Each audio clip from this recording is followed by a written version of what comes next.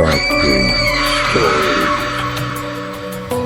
यह बात उस समय की है जब मैं अपने गांव जा रहा था।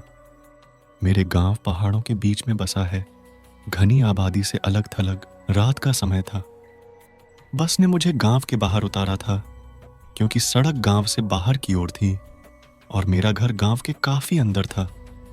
पर इससे मुझे कोई फर्क नहीं पड़ता। मेरे गांव में एक कच्ची सड़क है जिस पर केवल एक बस चलती है, गांव से बाहर तक ले जाती है और लाती है।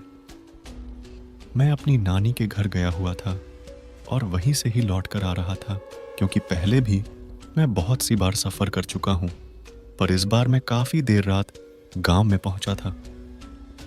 मैंने अपना सामान उतारा और उसे उठाकर अपने घर की तरफ बढ़ा। उस समय रात के लगभग 12:30 बजे थे और जैसा कि आप जानते हो, गांव में लोग जल्दी ही सो जाया करते हैं, तो वैसा ही था। पूरा गांव सुनसान पड़ा था।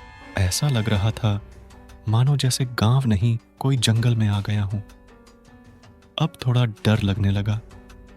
मैं बस भगवान से प्रार्थना कर रहा था कि जल्दी से घर पहुंच जाऊं। पर मेरा घर थोड़ा दूर था, लेकिन थोड़ी देर बाद मुझे मेरा दोस्त सोमधर मिला। उसने मुझे दूर से इशारा किया। मैं यह सोच रहा था कि इतनी रात में ये यहाँ क्या कर रहा है, पर खैर छोड़ो। मैं तो बड़ा खुश था कि कम से कम मुझे कोई साथी तो मिल गया। अब मेरा डर कम हो गया है क्योंकि इस सन्नाटे में चुप्पी तोड़ने के लिए कोई तो है मेरे साथ। उसने मेरे पास आके मेरा बैग उठाया और मेरे आगे आगे चलने लगा। चलते हुए मैंने एक बात पर गौर किया कि ये इतना चुप चुप क्यों है। ये जब से मुझे मिला है तब से कुछ नहीं बोला, क्योंकि मेरा दोस्त सोमधर तो बहुत ही बातूनी है और ये तो इतना शांत। बड़ी ही अजीब बात है। मेरा घर बस थोड़ी ही दूरी पर था, पर अब वो एक दूसरा रास्ता लेके खेतों की तरफ बढ़ने लगा।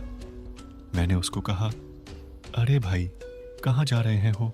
कब से देख रहा हूँ, तुम तो बहुत ही चुप हो और ये खेतों की तरफ कहाँ जा रहे हो? तुम्हारा दिमाग खराब हो गया है क्या? उसने मेरा हाथ पकड़ा और जबरदस्ती मुझे खेतों की तरफ ले जाने लगा। उसका हाथ बहुत ठंडा था। मुझे समझते हुए देर न हुई कि यह मेरा दोस्त नहीं है। वो मुझे पास ही के एक कुएं तक घसीटते हुए ले जा रहा था। मैं जोर जोर से चिल्लाने लगा। आवाज सुनकर गांव के बहुत से लोग जग गए और मेरी तरफ दौड़ा ठाकर आने लगे।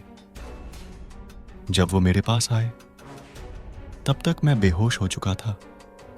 सुबह जब मुझे होश आया तो मैं अपने घर पर था।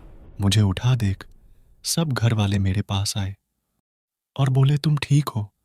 तुम्हें क्या हो गया था? तुम रात को बरगद के पेड़ से लिपटे हुए बेहोश पड़े थे। तुम्हारे साथ क्या हुआ था? मैंने उन्हें अपने साथ जो हुआ वो सब बताया। उस समय मेरा दोस्त सोमधर भी वहां ही था। वो बोला कि मैं तो रात को अपने घर पर सो रहा था, तो वो कौन था जो मेरा साथ कल रात को था? मैं ऐसा सोचा और सब की तरफ देखने लगा।